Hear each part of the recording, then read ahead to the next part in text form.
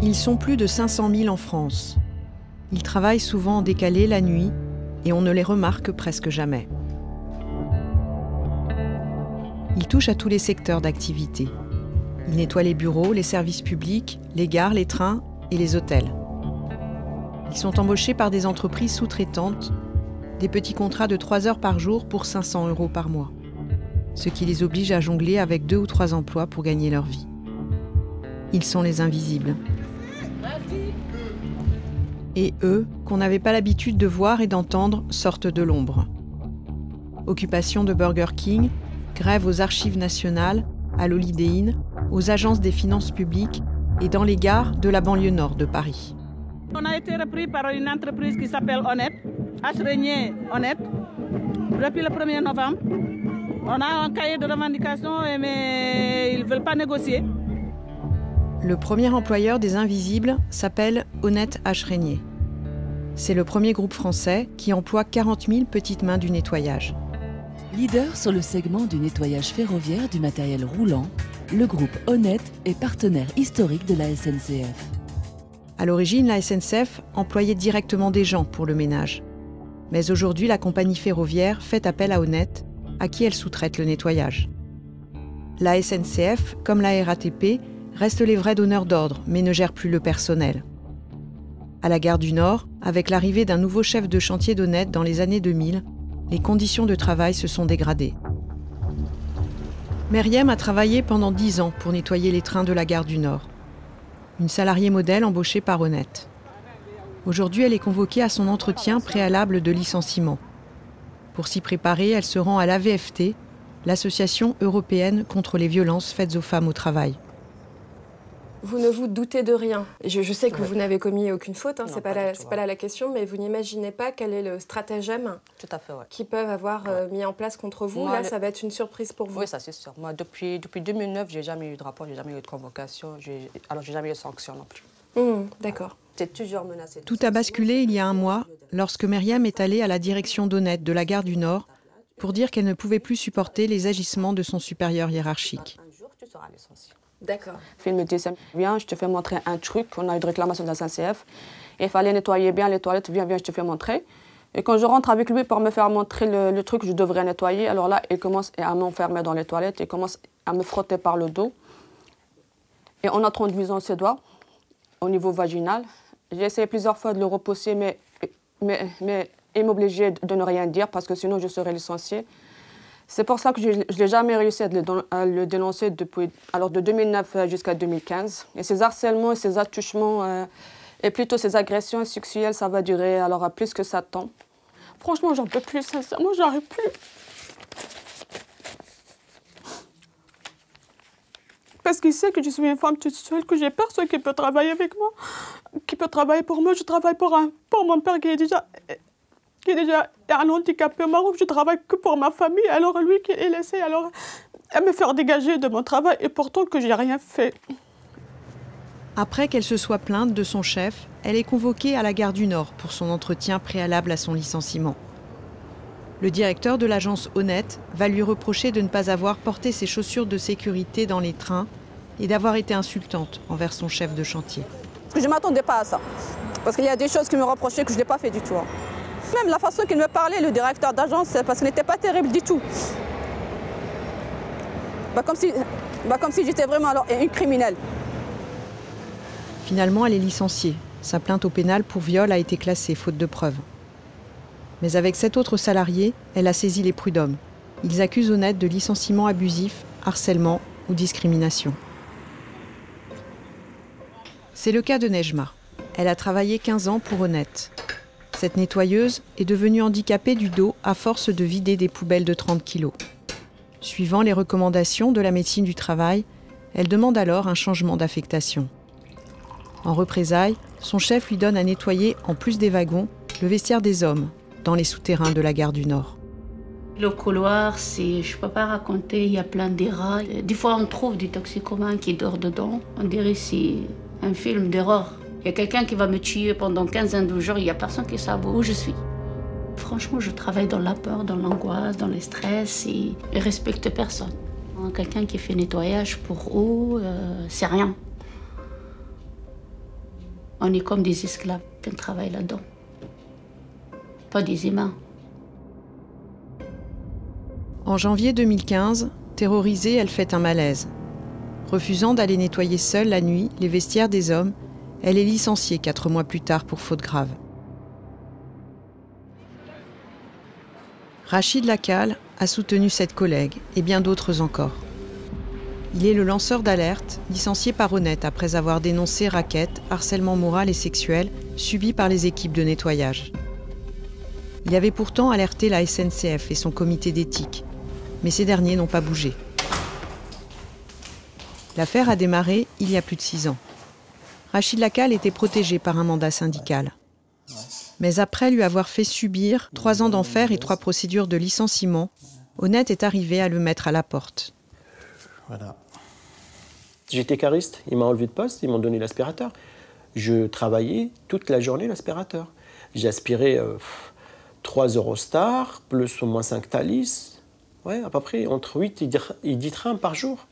Depuis que j'ai dénoncé cette affaire-là, depuis que je l'ai dénoncé. Donc ils m'ont changé de poste. Et c'est avec l'aide du chef de chantier, c'était les deux, pour me faire taire. Le directeur d'agence, il m'a dit que ce que je suis en train de dénoncer, c'est des choses graves, que je dois cesser de raconter des conneries sur la société, que ça n'existe pas. Et il m'a dit que si la direction lui demande de me sanctionner, il le fera. Ils ont sorti la pétition qui tournait contre moi pour me faire partir. Ils proposaient à tous les salariés de signer contre moi. La plupart, ils ont signé, par peur. 4 femmes, ils ont dit oui, ce qu'il a dénoncé Rachid, c'est la vérité. Et depuis que ces femmes-là, ils ont refusé de signer, alors là, ils ont passé vraiment un sale quart d'heure. Les 4 femmes qui ont soutenu Rachid ont ensuite été sexuellement harcelées par leur chef. Elles ont été menacées et mises sous pression. Comme Karima, licenciée après avoir dénoncé les abus dont elle était victime. Moi, il y avait un chef d'équipe qui a commencé au début par des blagues, des mots vulgaires. Il me prend dans ses bras aussi de force, il vient devant tout le monde, se montre qu'en quoi c'est moi le chef, et je fais ce que je veux. Il me prend, il me fait des bisous sur le cou, il laisse son bavard. Il commence dans le train, quand on fait notre travail, et il passe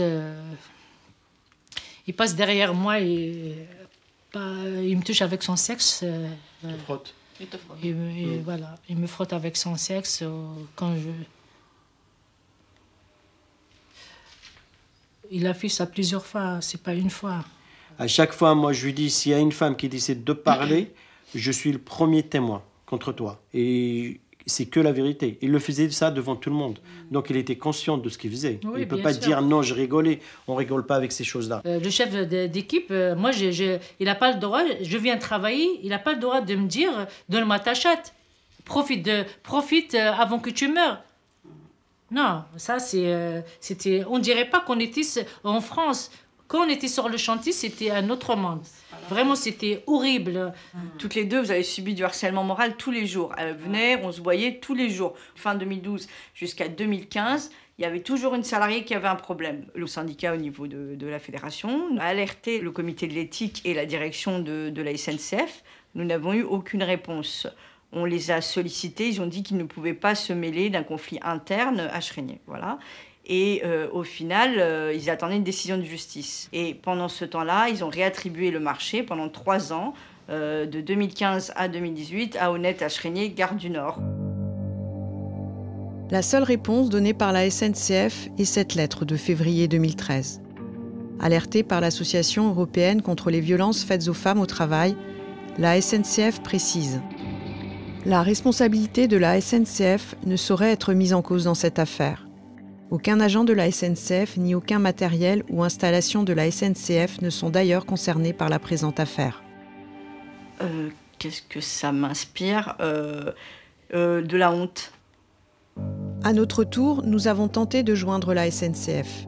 Le service de communication nous a envoyé laconiquement: la SNCF ne souhaite pas s'exprimer sur cette affaire qui concerne une filiale du groupe Honnête, qui est un de nos prestataires. Le système de la sous-traitance permet de réduire les responsabilités. Aujourd'hui, alors que des campagnes de presse, voire gouvernementales, incitent à dénoncer le harcèlement sexuel dans tous les lieux publics, la SNCF s'exonère de le faire, alors que cela s'est passé sur ses quais et dans ses trains.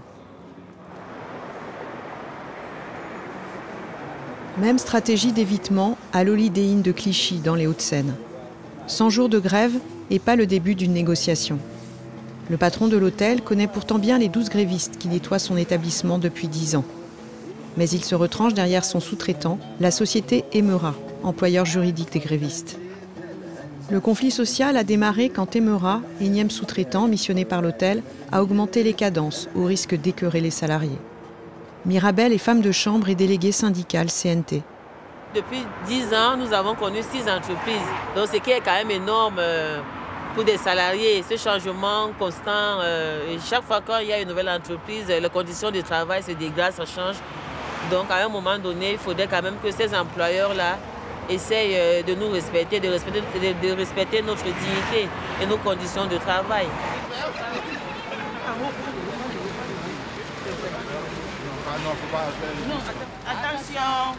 Bonne année. Lorsqu'ils arrivent sur un site dont ils ont remporté le marché du nettoyage, la plupart des sous-traitants ne respectent pas l'obligation qui leur est imposée par la convention collective, de reprendre les salariés aux mêmes conditions qu'avant.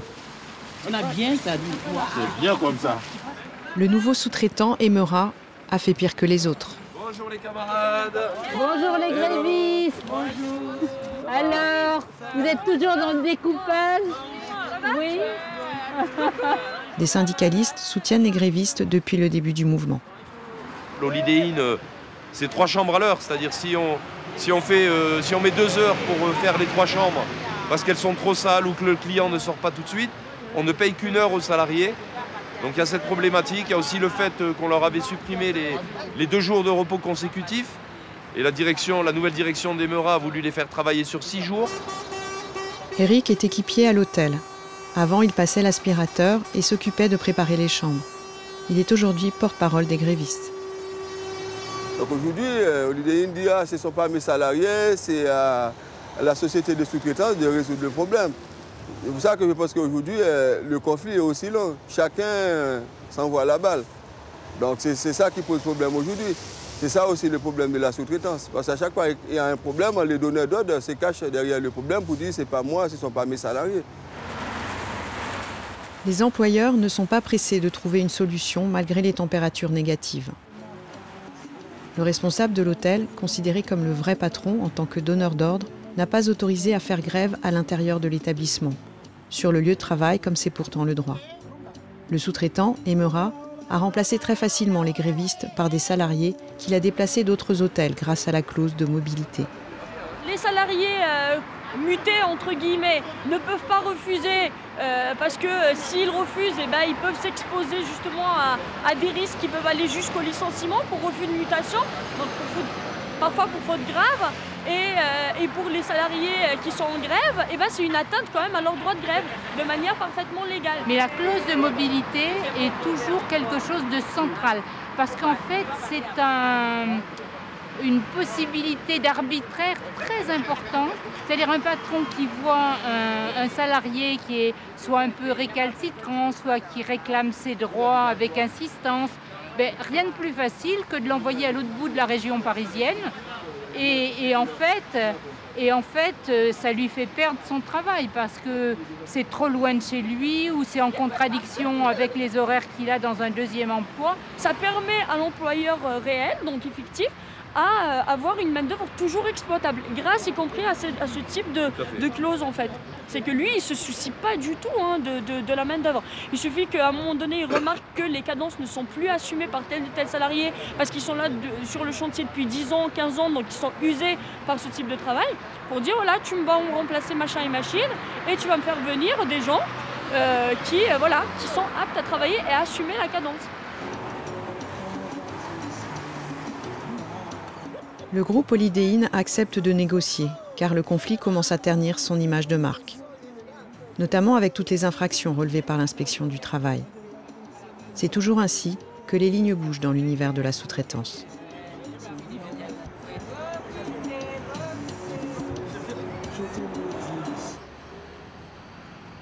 Que va-t-il se passer pour les salariés d'Honnête?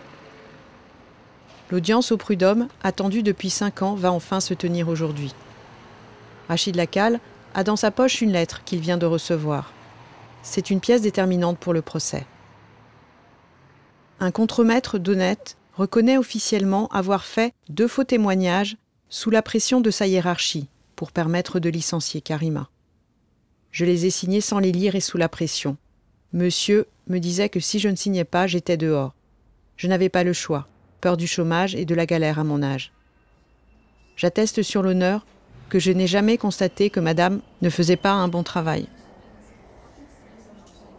C'est une preuve de l'intérieur des pratiques d'Honnête. Combien de personnes ont été sanctionnées, licenciées par le même système de faux rapports mensongers? Difficile de le savoir. Rachid Lacal a été licencié par le même procédé. En 2016, il a été accusé à tort d'avoir frappé son chef d'agence. Il retrouve son avocate.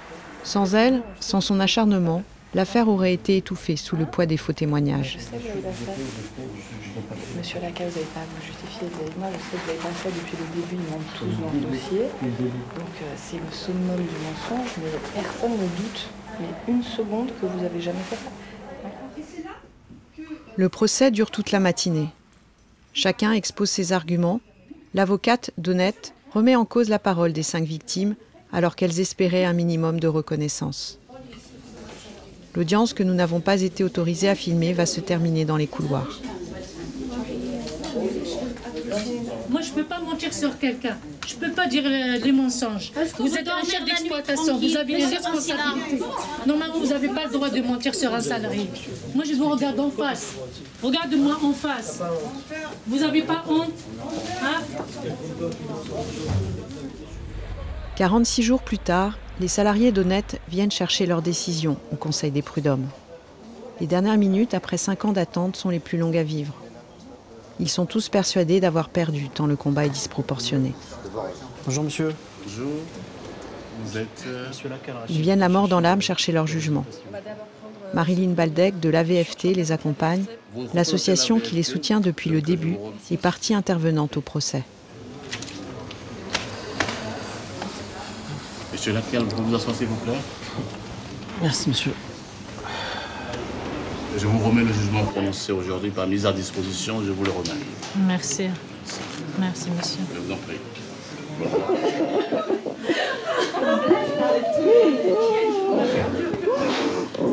On a gagné.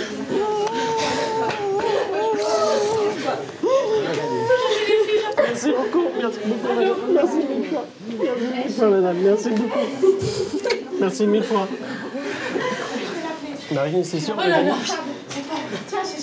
On a gagné sur le harcèlement sexuel, on a gagné sur la discrimination, on a gagné sur la violation de l'obligation de sécurité. Par contre, on n'a pas gagné sur la réintégration. Non, je veux pas, on s'en fout.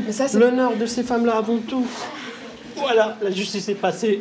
Bah, tant mieux, merci la justice. Merci beaucoup. Après 5 ans. Après 5 ans de France. C'est pas grave, on n'est pas réintégrés, mais c'est pas grave. On ne veut pas travailler chez ces gens-là. C'est des gens malhonnêtes. Là, donc il y a 4 femmes et un homme. Mais moi, j'ai rencontré 11 salariés, 11 femmes en tout, dénonçant des violences sexuelles dans cette entreprise. Donc ça veut dire qu'il y en a 7 qui continuent à travailler dans cette entreprise et qui n'ont jamais rien dit, sauf à nous, à l'association.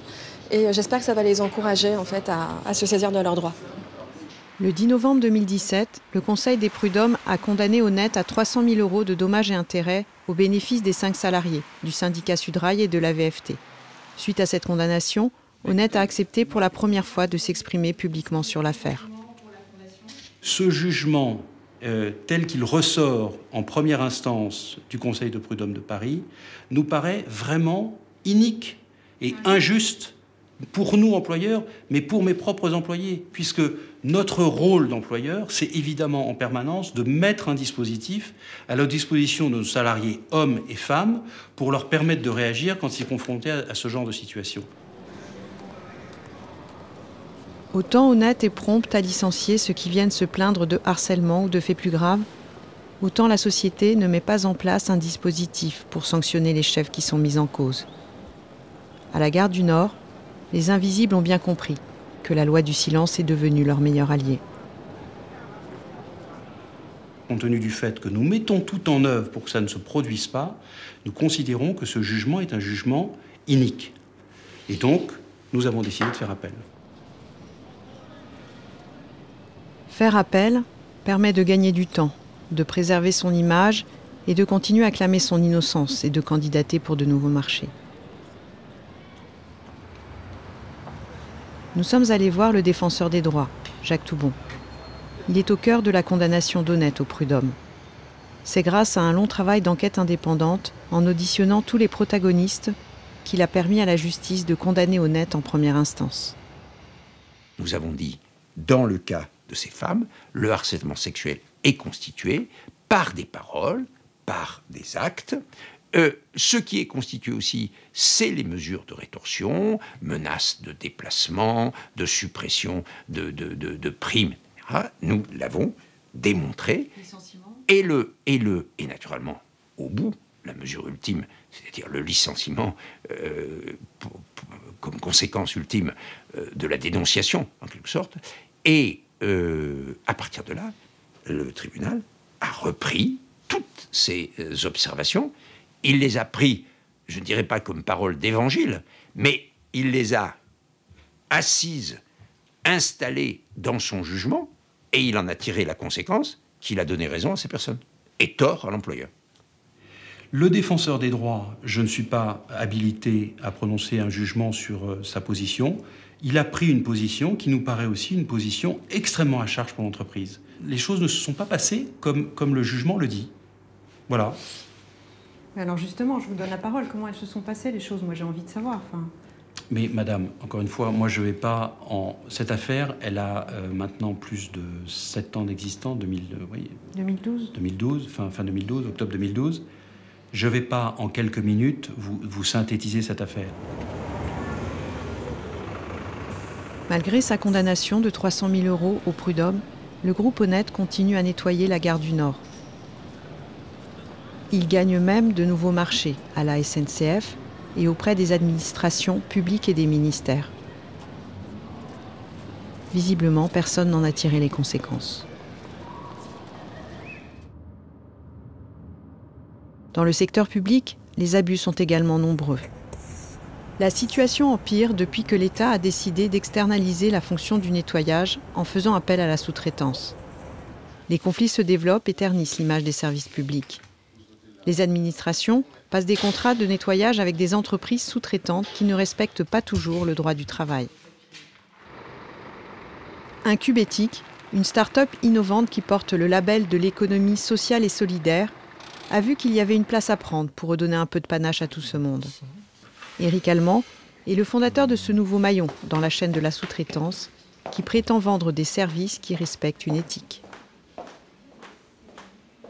Tout le monde a à cœur d'être en bonne santé, en sécurité, d'être en situation d'équilibre et de bien-être et d'être respecté.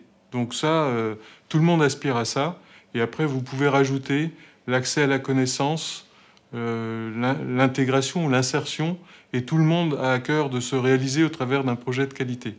Alors nous, c'est tout ça qu'on met dans le management éthique. Éric Allemand signe le marché avec l'administration avant de le sous-traiter et de prendre au passage 3% de commission. Mais seulement voilà, sur les sites où il est arrivé pour mettre en œuvre son management éthique, c'est parfois pire qu'avant. Depuis le 1er janvier 2017, par exemple, les agents qui nettoient les sites des finances publiques de Paris voient leurs droits remis en cause.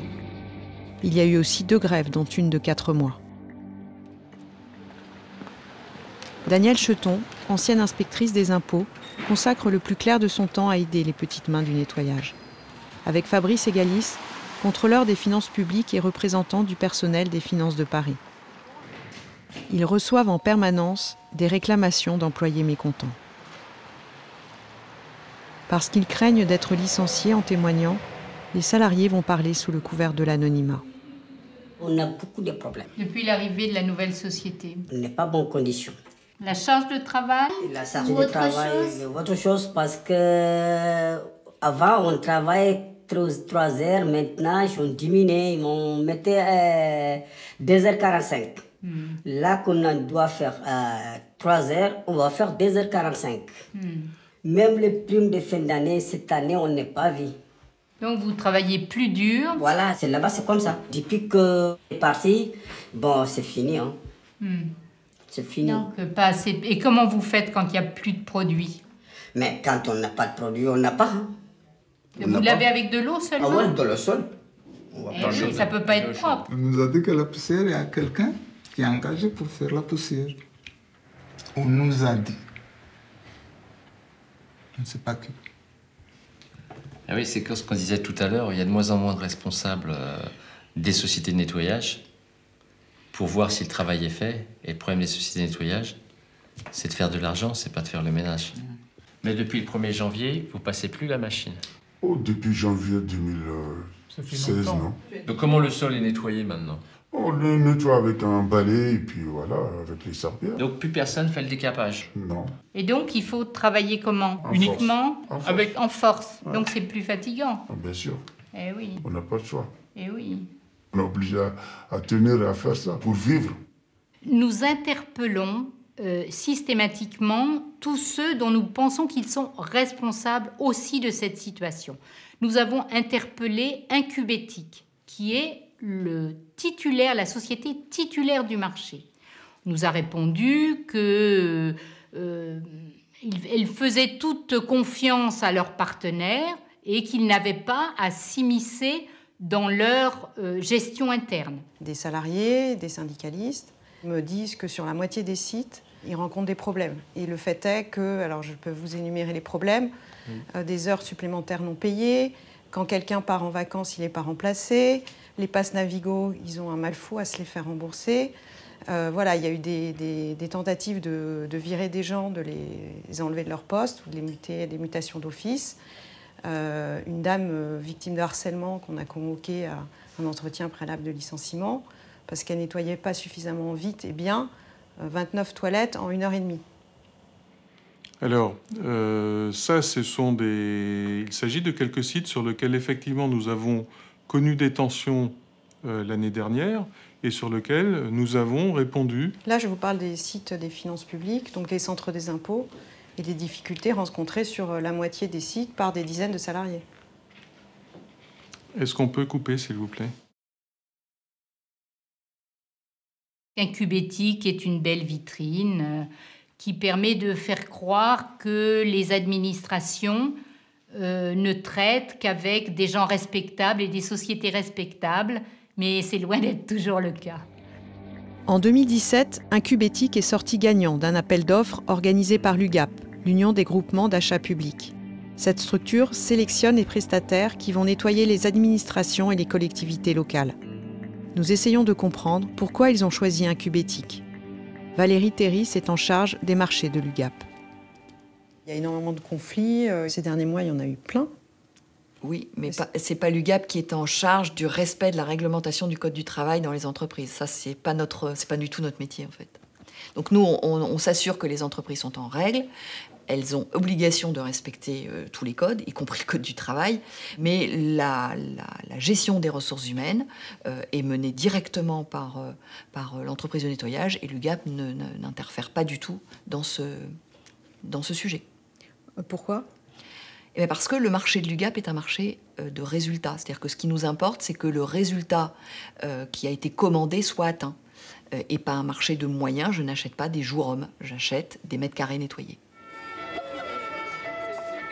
Derrière la partie de ping-pong, il y a de la souffrance et parfois des victoires. Au 111e jour de grève, leur combat est devenu un exemple. La chaîne d'hôtels Holiday Inn a décidé de les embaucher directement et de mettre fin à la sous-traitance. On a gagné! L'annonce de la victoire des salariés d'Honnête s'est propagée bien au-delà de la gare du Nord. Mais la procédure en appel va les replonger à nouveau dans une longue bataille judiciaire. En attendant, Daniel et Fabrice organisent des formations pour les invisibles, pour qu'ils soient en mesure de réagir contre les abus. Le système de la sous-traitance est un système inégalitaire, un angle mort du droit du travail. c'est de l'exploitation moderne où les travailleurs deviennent des pions qu'on déplace ou qu'on fait sauter sans considération humaine.